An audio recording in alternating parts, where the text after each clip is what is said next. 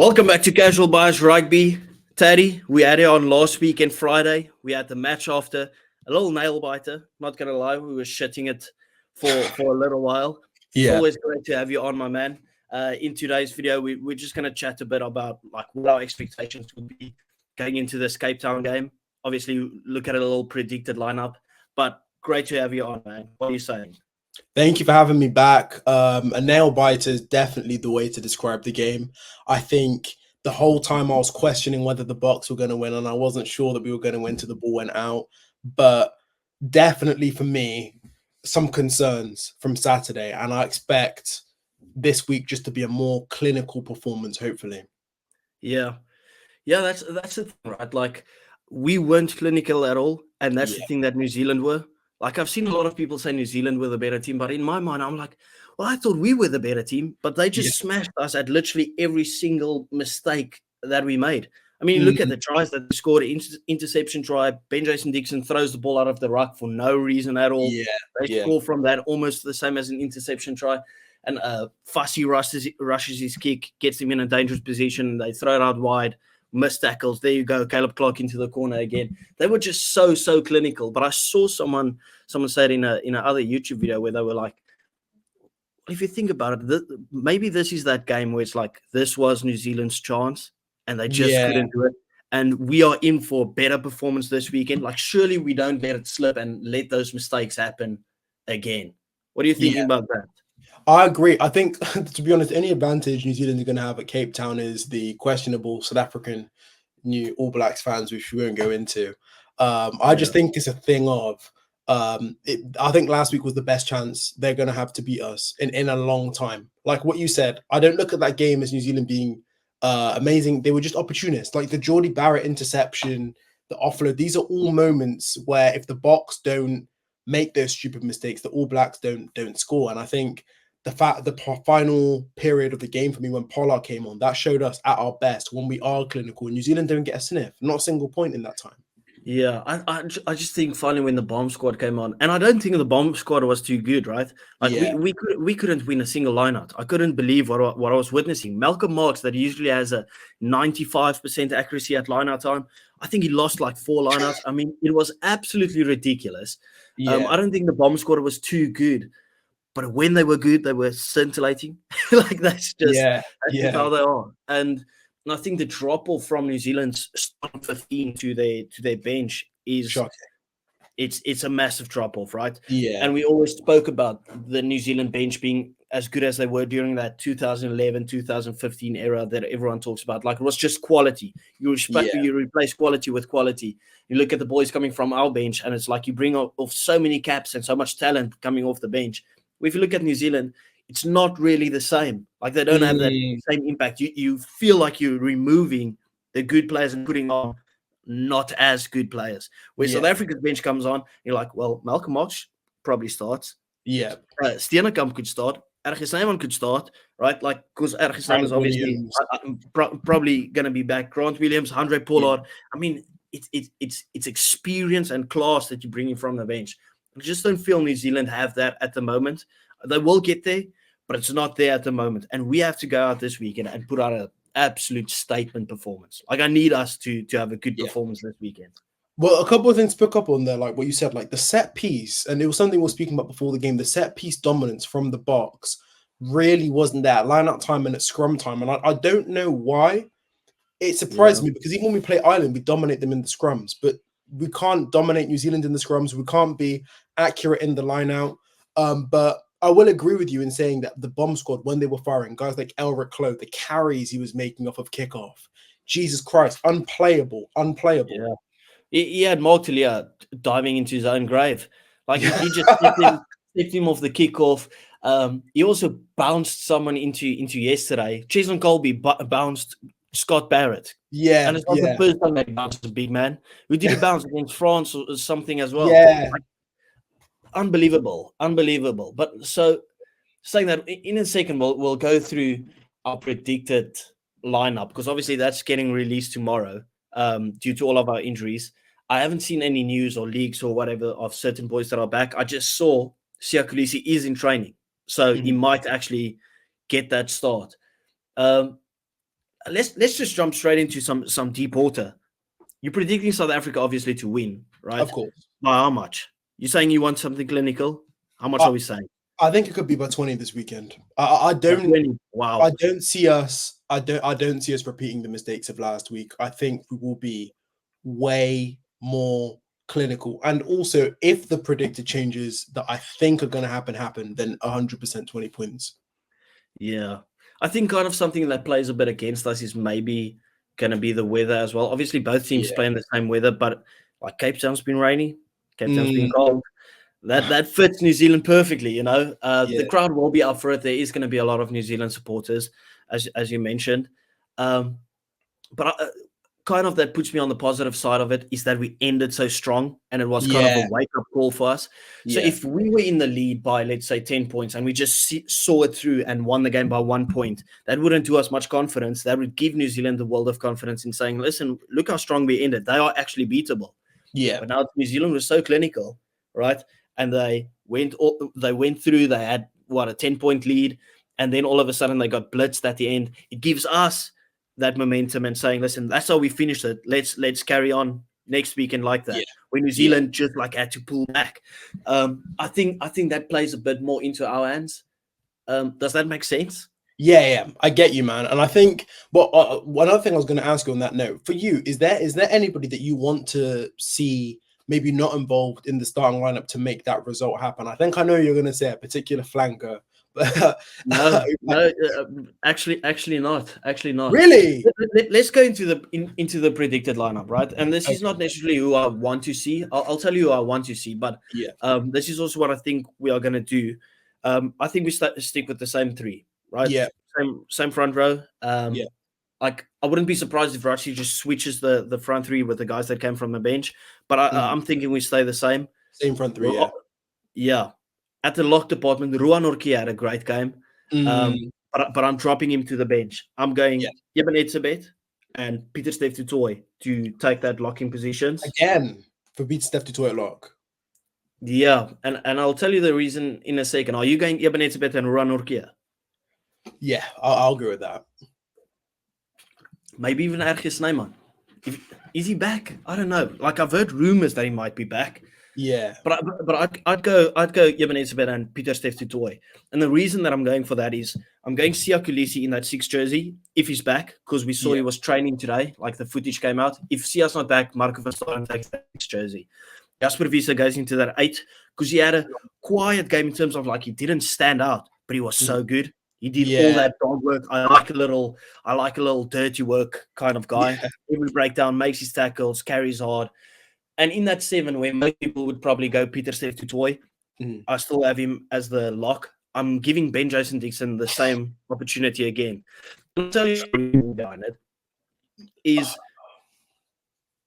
we spoke about it on Friday. If Sasha struggles, we want to see next weekend again. You want them to make the mistakes and learn from their mistakes. Ben Jason Dixon struggled, right?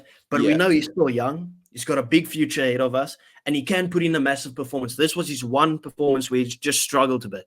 I wouldn't go out of my way and say Ben Jason Dixon had a shit game where he missed about 10, 15 tackles and just conceded penalties the whole time.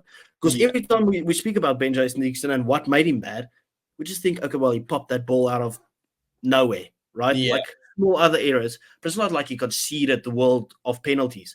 And I think that was kind of the game where he just finds his feet.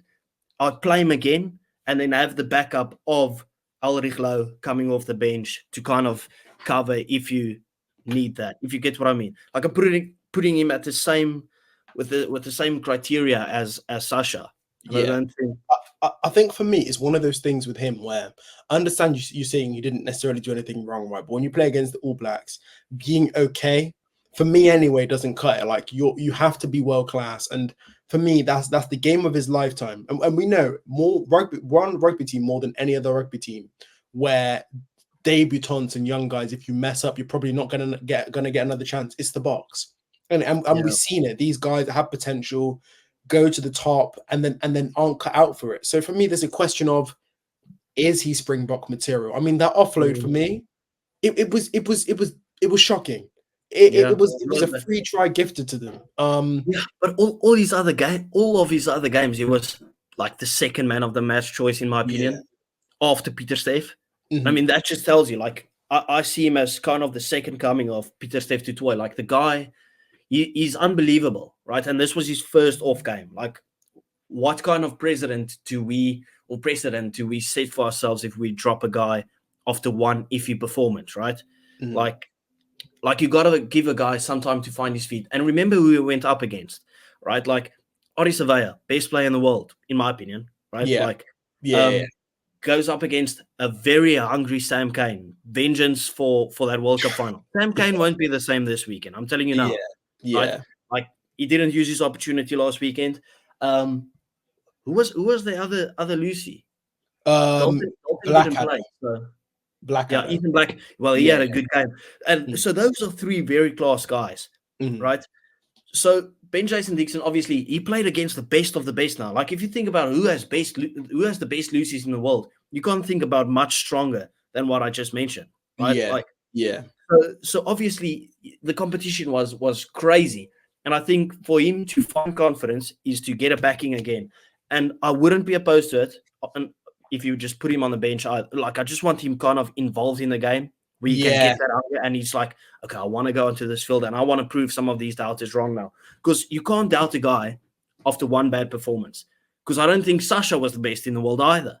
You know? That's true. I think what you said, him going on the bench, maybe getting his confidence up and then going in with the vengeance to go and impact. But I think the pack as a whole, like what you said, he's probably the only question mark that I have. Everybody else, I think, is pretty secured in their positions, I think, for the pack. So what are we going? Are we going Ulrich Lowe to take that 7 jersey and then? I think so. I think moves to the bench. Pardon? It makes sense. Are we thinking Ulrich Lowe goes to 7? Yes. And then Ben Jason Dixon goes to the bench? Yeah. I'd be happy with that. I just want to have him involved. I think he's absolutely class. Yeah. He's absolutely he's one of those guys that just doesn't get tired. I agree with you in saying that, upon revisiting that idea, okay, dropping him completely would be too harsh. But I think with the way that Ulrich Lowe finished last week, I want to see him start and bring that intensity from the off. Yeah, and he played very well at that 8th man as well, to be fair. Ulrich Lowe against, who was it, against Portugal when he came on? The 2 Wallaby test. He played absolutely brilliant. Yeah. Okay, I'll give you the reins for the backline. Tell me who's your 9-10 combo? 9-10, I want to go Grant Williams and Sasha. Everyone wants to see Grant Williams start. I want to see Grant start. I just think for me now, he's been knocking on that door for a long time. He's went from being, okay, he's a decent prospect. Can he do it in the jersey, to now, like, he is our guy. Faf de Klerk, again, he's this is just a sign of him kind of fading out of the picture slightly. Then you look inside. I think we go 12 and 13. We stick with Dialende and Creel. I know people want Lekanyoan back in the team, but he's another player who I'm questioning kind of his future as a starter for the Boks, especially when you got your Kane and Moody's coming back into the lineup. How much more does Lekanyoan have to give with his injury record? And then a back 3 of Colby Aronsa, and then I want to say Willie LaRue. Aronsa's out. That's why I can. Aronsa HIA out for this weekend. That's why I was wondering what you're going to go with the back line. And you're going Fassi at fullback. And Willie LaRue. I don't like Fassi. I'm not sold on him. Yellow card. Fassi was so hard to call this weekend, but his hard stuff was like very hard stuff. So I mean, very hard. But he had moments there, like the yellow card, and then when you remember when he made the break, he did a dummy, then he didn't pass the ball inside. It's like it's frustrating. But what do you think? Who is your backline for this weekend? So I'd also start Grant Williams, but he's not going to start. He'll probably get his first start against Argentina. That's the only game he started, and he got knocked out in 5 seconds. So I mean, the issue is Grant Williams is so good from the bench. He might be like the backline Kwagga Smith. Yeah, where it's like, well, do you really want to lose that impact off the bench? Because we know our bench is almost more important than our guys starting the game. Because you know the boys coming from the bench at least put up about 5 to 7 points on top of the other team minimum. Like usually we'll win the second half with our bomb squad coming on. just usually. So I think Grant will be on the bench. Obviously, I would like him to start, but I'll still back Kobus Reinach. I've said it for years that this guy is our best 9. He hasn't been too good yet, or as of yet. But I don't want to see Faf. I don't even think Faf is back. I don't want to see Jaden Hendrickson. I do not rate Jaden Hendrickson at all. At all. I have no idea why this guy starts above Grant Williams at the Sharks when he's fit. It's crazy. It's crazy. No, there is one other 9 who I would have, and this kind of, he plays for the Lions. His name's he's completely faded. Nohamba. I would love to see. He's in that mold of Grant Williams players for me, and he's a guy that I'd love to see get a chance. Yeah, well, he had a very good season, but the issue is he moved to 10. And then Morne van den Berg, who played against the Wallabies, who started against the Wallabies in that 9 jersey, he had a very good season. The issue is Morne van den Berg had a horrible game against the Wallabies. Well, that's what everyone's saying. So I wouldn't switch it up that much. I'd just go purely Kobus Reinach, who's got the experience as well. With Sasha, he's quick at the ruck. He gives you that little dart as well, which Faf doesn't offer you at all. So for you, Faf is completely like you don't want to see Faf anymore. I don't want to see Faf in green and gold again. Don't. No. His box kicks, though. I mean, I've seen enough box kicks in my life. Okay, I know Faf has a great box kick. Yeah, but get out of here. Like Kobus Reinach has a great box kick as well. His box kicks this weekend was scintillating. Like his overall game, not as good, but his box kicks is always good. So I'll go Kobus Reinach in that 9 jersey. He's due for a good performance as well. Like you can't play that many games and not have like one standout performance at some point, right? So I'll go Reinach and then Sasha. I agree on the centers, but I've got a feeling we might see He's been good. But seeing that Orange is out, we might even go Lucanio 13, Jesse Creel at 14. Yeah. Creel's also been a fullback, so he's good under the eyeball, and we know the work rate that it takes to be a 14 in South Africa. I'm so unsure of Lucanio. And I don't mean this in the sense of we know he's a phenomenal player, but Jesse Creel for me has gone from, I remember in 2019, you would see Jesse Creel kind of involved in the box and eyes would roll. And in 2023, it was kind of 2019, he was on the same WhatsApp group as Faf. But for me, so far this year, 13s, I don't think there's been any other 13 close to him. And I feel like if we are right and Am does start this weekend, this is kind of, for me, Am's last chance to be like, I'm putting up a fight for this jersey.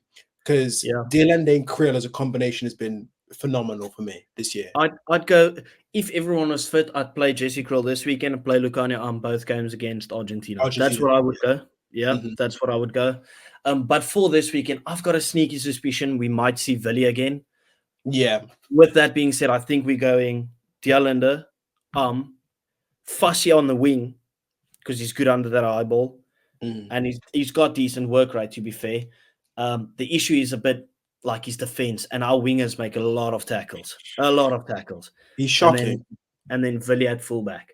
That's kind of what I'm thinking. Or it's going to be Fussy at fullback and Creel moving to the wing. I don't see Mapimpi or Moody coming in. I know that would have been the obvious choice, but they haven't played. Yeah. So. I think for me, Fassi is kind of in a situation where this is the ideal situation for him right now. Willems is out and Fassi's out. So for me, right, not Fassi and Moody's out. And Orange as well. So for me, like looking at the box and the way we like to play with that 6-2 split, we basically know not all of them can be involved in the squad when everybody's fit. And Fassi for me is another player I'm looking at, like where it's like this do or die time to cement your place in the team. I don't think he's proven to me that he should start over Willems. I don't think he's proven to me that he should start over Moody yet. No one starts over Willems, bro. Like Willems is the best fullback in the world. He's the best player in the world. Damian Willems. Sorry, disclaimer to the viewers. Stormer's bias is not. Tell me something except for goal kicking that Willems is not great at. Sasha is a better player than Willems, and I'll down that hill. One's a fly off, one's a fullback. Can't Okay. He's the best fullback in the world. I agree with that. So you're going Sasha as the best 10 in the world, because if Willems played at 10, he's the best 10 in the world as well. I think Sasha on form might be the best 10 in the world. For me right now, I think he is. Well, there isn't a lot of great 10s in the world at the moment. There isn't. And I mean, people talking about Finn Russell. The most overrated player in the world. He's the most overrated player in the world. I mean, I think the guy's a bit of a fatso, but I mean, Yeah. the the question is Sasha better than Marcus Smith? That is the question that we should. Oh, Sasha's a fly-off that made 20 tackles. Yeah. I haven't even seen Marcus Smith make 2 tackles. Marcus Smith is flary, right? But we are judging. People can only judge Sasha of 3 international games. How long has Marcus Smith been playing for? Marcus Smith, people talking about him like he's the youngster. Bro, the guy's like 27. 27. Sasha's 21. 21, starting for the best team in the world. Sasha's he's quicker. He's got a better kick. He's more physical. Yeah. Sasha's better than Marcus Smith because people haven't seen him play for the Stormers, right? Like obviously, Marcus Smith runs the game for the Harlequins in the Prem with Andre Esterhuizen. Yeah, bro, the Stormers do this with Sasha's like this is the thing. Crazy. This is the thing. Like talking about the team for Saturday and changes for you now, Sasha. Like going into this All Blacks test, right? Handré Pollard, obviously, is he someone that you're looking at where he's kind of in that boat with a Faf de Klerk, where when everybody's healthy, do you think when Willems is back and Aarons is back and Moody's back, is he someone that definitely starts on a 6-2 split for you? Like I wouldn't let Handré even play this weekend. I think to play Handré is taking steps back. He doesn't fit the attacking system. To have a guy there just for kicks is not good enough. Mm-hmm. Like, I wouldn't want to move Sasha away from the 10 jersey. He's the future 10, but I'd rather have Marnie Lubbock as player 23 coming on for the fullback. Instead of Pollard. Sasha goes to fullback, Marnie goes to 10, Sasha keeps the kicking duties. And then you have that first receiver switch up between Sasha and Marnie. Marnie is, in my opinion, with a bit of experience that he has, our best 10 in terms of playmaking and how he fits the system. And I don't even think it's close. He's got a great pass. He's very creative. He's out of the hand kicking. He's sensational. Sensational. Right? Mm-hmm. Kicking off both feet as well. Sasha is the future, and therefore he has to have that 10 jersey. But I just think like the impact that Marnie can bring from the bench when you're chasing the game or whatever, or even when you're defending the game with his kicks out of hand, is better than what Pollard can offer you. I'm not taking anything away from Pollard. I know he was clutch. He probably won the World Cup for us.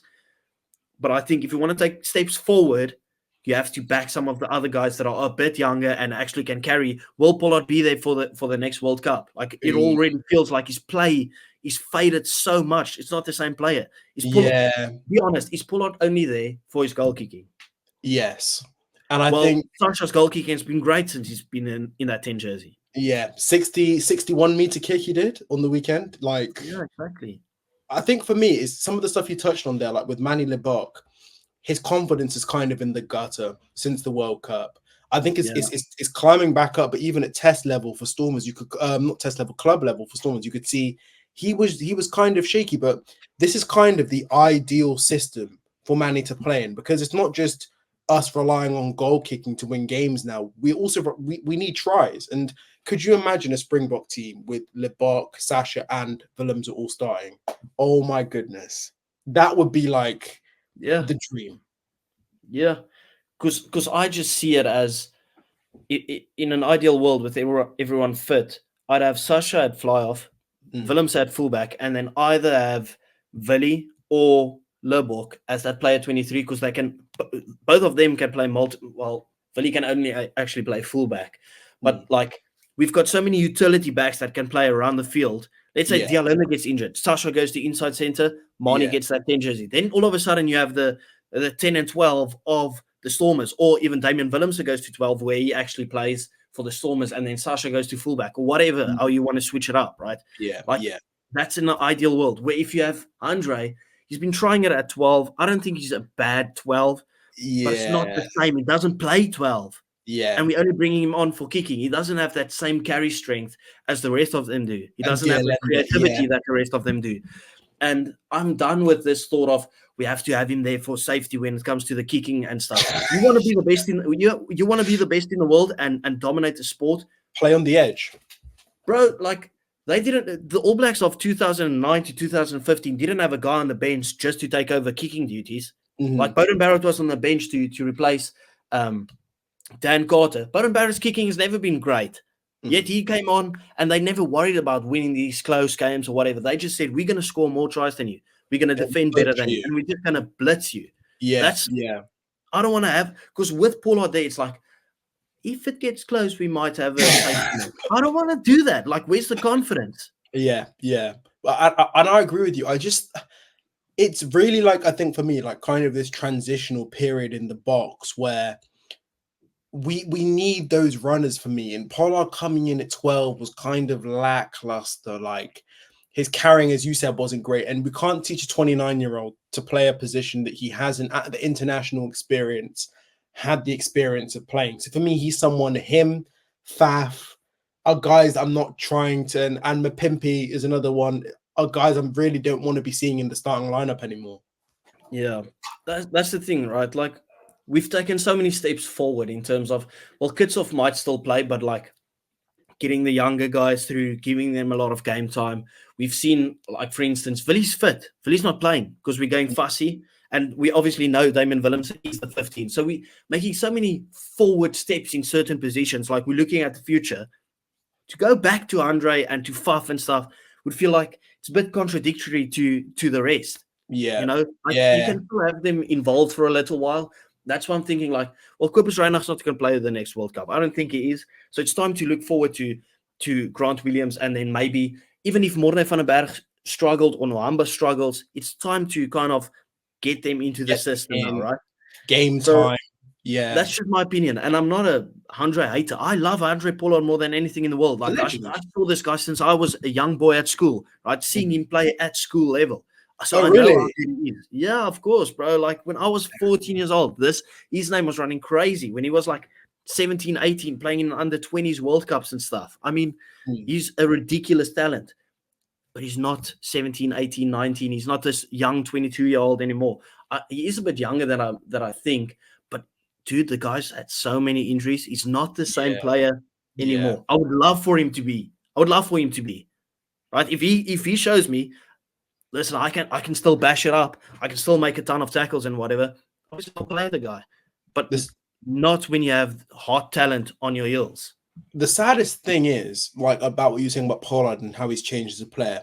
Tony Brown was saying that he really wants to get a running game because I think Pollard at that age, 20 years old, it's baffling because he was such a good runner of the rugby ball. He was such a good attacking fly half, but Sasha, like, you can't compare the two when it comes to attacking prowess. And I didn't even know how strong Sasha was. I saw when Sasha, like, flung Rico Ioane, and I was like, oh my goodness. Yeah, big boy. Crazy big player. Anyway, we got so off track. We didn't even do the bench, but I think the bench kind of just speaks for itself, right? Like, we just kind of said who will play on the bench. Do you have anything to add, or are we wrapping it up?